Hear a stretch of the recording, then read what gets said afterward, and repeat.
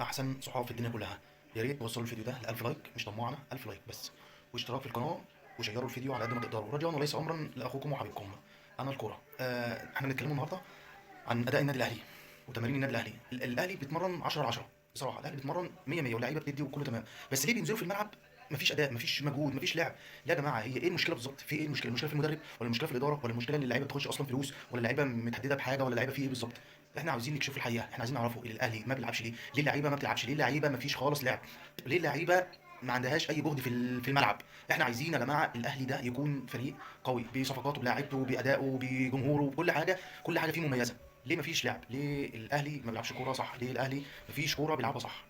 يعني اللعيبه حتى بتلعب بتحس ان هي لعيبه يعني بتقضي واجب وخلاص. اللعيبه كلها مفيش لعب، مفيش غير ممكن او اللي شغال تريزيجيه هو اللي موجود في النادي الاهلي. احنا كنا بنقول امام عاشور، امام عاشور دلوقتي مفيش لعب خالص من امام عاشور، ما بيديش حاجه.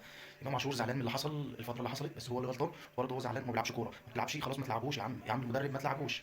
استروبا يا جماعه بينزل عك في عك وتشكيله زي الزفت ولعب زي الزفت، مفيش لعب. جمهور النادي الاهلي بيتفرج على كوره، كلنا بنقعد ونتفرج على الماتش وعارفين ان الاهلي ممكن يجي فيه جون في اي وقت، ممكن يتغلب في اي وقت، حتى لما بيفوز 1-0 الاهلي بنبقى عارفين ان ممكن يجي فيه جون، او ممكن يتعادل، او ممكن يتغلب. مفيش لعب يا جماعه، مفيش لعب تعاون مع بعض، مفيش اداء، مفيش حاجه كده ان احنا نتفرج عليها ونكونوا عارفين متاكدين ان الاهلي هيكسب. لا، بنبقوا خايفين ان الاهلي عارفين